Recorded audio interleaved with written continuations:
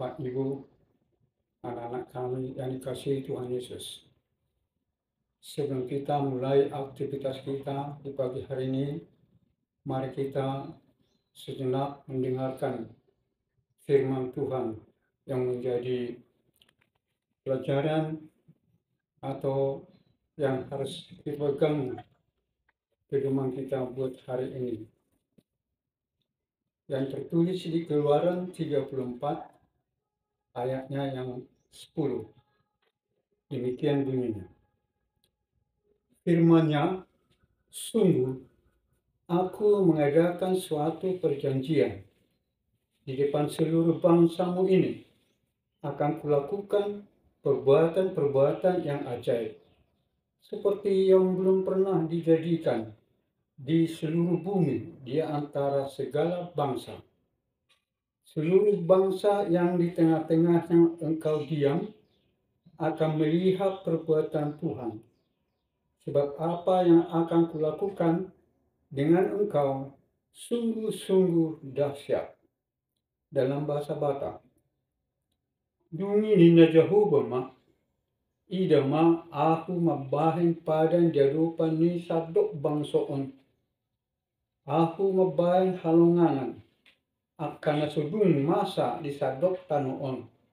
Doho di tonga-tonga di salut aka bangso perbigu. Iko sadok bangso dongan ni marnida jadi ni Jehovah. Ay nasok pasahali dui nanay bahenokku tuho. So ni masahakna, mari kita berdoa. Allah Bapa yang bertakhta di kerajaan surga. Di pagi hari ini kami bersyukur terima kasih atas kebaikan Tuhan telah membangun kami dari tempat tidur kami yang menjaga kami satu malam ini. Di pagi hari ini kami akan mendengarkan sejenak renungan pagi yang menjadi kekuatan bagi kami untuk hari ini. Berfirmanlah Bapa, berkati firman-Mu, berkati hamba-Mu yang akan menyampaikan. Terima kasih Bapa di surga atas anak Yesus Kristus Tuhan kami berdoa, mengucap syukur. Amin. Seperti telah kita baca tadi, firman Tuhan yang tertulis di Keluaran 34 ayat 10. Di situ Allah berjanji akan menunjukkan suatu tindakan yang dahsyat, tindakan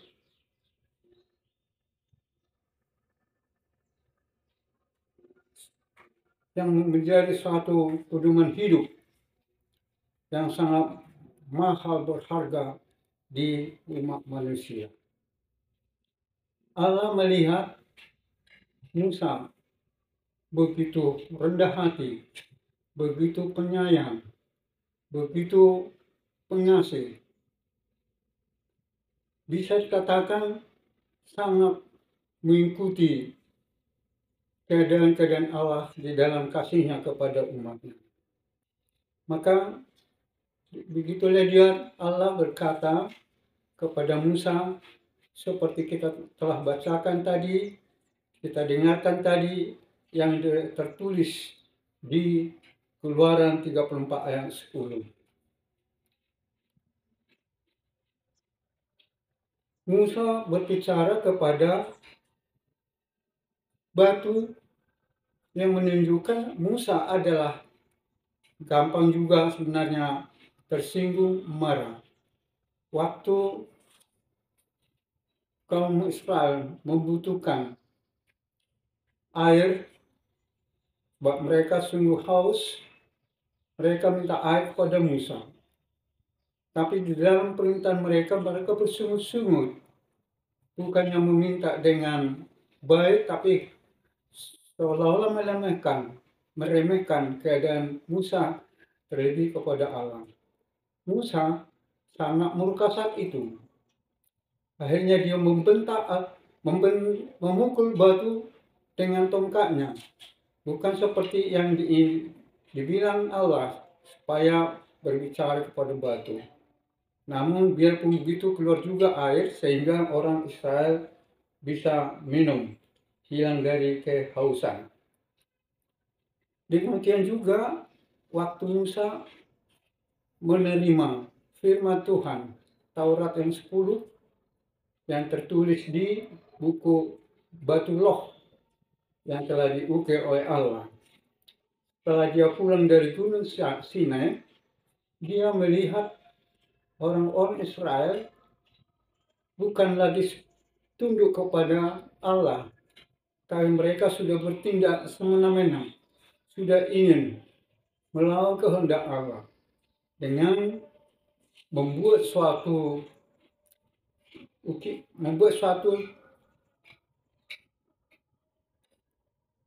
anak lembu yang terbuat dari emas yang dituang, itu yang menjadi dewa mereka yang sangat bertentangan, yang sangat dibenci Allah.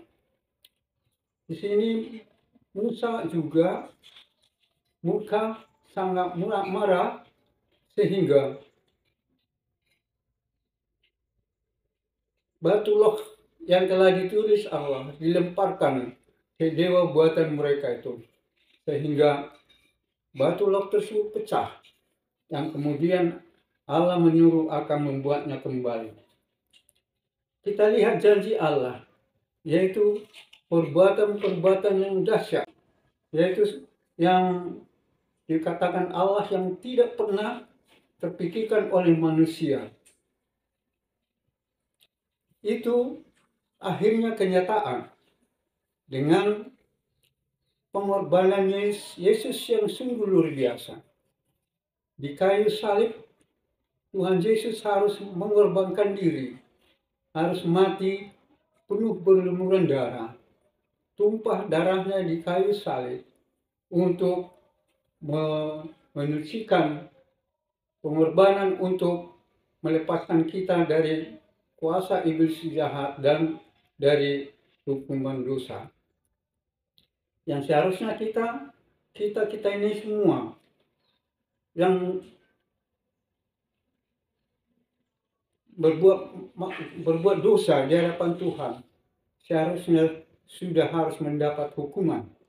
Tapi itulah kasih yang sungguh luar biasa yang dibilang tadi sungguh dahsyat, mati di kayu salib untuk melepaskan kita, menarik kita dari kuasa dosa dan iblis. Allah menciptakan ini pertama sekali kepada kaum Israel, umatnya yang sudah banyak berbuat dosa. Dia menunjukkan kepada kaum Israel perbuatan yang sungguh ajaib. Dia mati di kayu salib, seorang yang benar-benar saleh, tidak pernah ada berbuat dosa, harus berkorban di kayu salib oleh tangan-tangan orang-orang Israel, Farisi dan suku dari orang-orang Taurat. Akhirnya melalui keputusan Pilatus, dia harus jadi korban di kayu salib. Nah, demikian juga kita ini ikut sebagai saksi atas kedahsyatan penunjukan Yesus, kasih Yesus kepada umatnya. Kalau orang Israel yang menjadi saksi utama, kita pun ikut jadi saksi karena kita sudah dilepaskan oleh kasih Tuhan Yesus Kristus.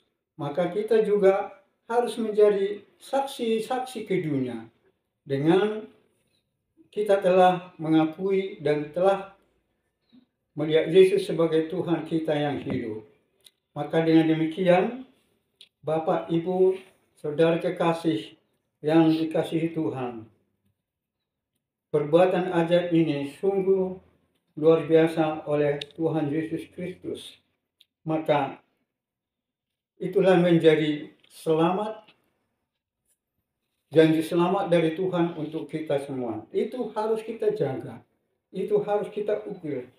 Jadilah kita Musa-Musa yang kecil, selalu penuh kasih dan mengasihi Tuhan kita, yaitu Yesus Kristus, yang tidak memberikan tindakannya yang ajaib dan dahsyat untuk dunia, yang sudah menunjukkan perlakuan ajaibnya untuk seluruh dunia, untuk umat. Tapi yang diutamakan, yang benar-benar mengasihi dan mengenal dan mengakui Tuhan Yesus. Tuhan memberkati kita semua. Amin. Mari kita berdoa. Terima kasih kembali kami sampaikan pada Allah Bapa di surga. Kami telah mendengarkan firman-Mu yang sungguh mulia, sungguh ajaib. Engkau harus mati di kayu salib untuk menebus kami dari kuasa iblis yang jahat. Seharusnya kami sudah akan mendapat hukuman dari Tuhan. Tapi itulah kasih-Mu yang sungguh ajaib, yang sungguh tidak bisa dipikirkan. Seorang Tuhan yang baik, Tuhan yang maha pengasih, tidak pernah berbuat dosa, harus mengorbankan diri di atas kayu salib. Untuk itu Bapa di surga, atas firman-Mu hari ini, biarlah kami menjadi tetap mengingat Engkau Tuhan, mengikuti Engkau, bahwa Kau Allah kami, Tuhan kami yang hidup. Terima kasih Bapa, atas nama anak-Mu Yesus Kristus Tuhan, kami berdoa dan mengucap syukur. Amin. Bapa kami yang di surga, dikuduskanlah nama-Mu, datanglah kerajaan-Mu, jadilah kehendak-Mu di bumi seperti surga. Pikiran kami, makanan kami buat hari ini. Ampunilah akan kesalahan kami seperti kami telah mengampuni orang yang bersalah kepada kami. Dan jangan membawa kami ke dalam percobaan, tapi lepaskanlah kami dari antara yang jahat. Karena Engkau punya kerajaan, kemuliaan dan kekuasaan sampai selama-lamanya. Amin. Kasih karunia Allah Bapa dan anaknya Yesus Kristus Tuhan dan persekutuan Roh Kudus kiranya menyertai kita semuanya. Amin. Horas Marita Sasudena.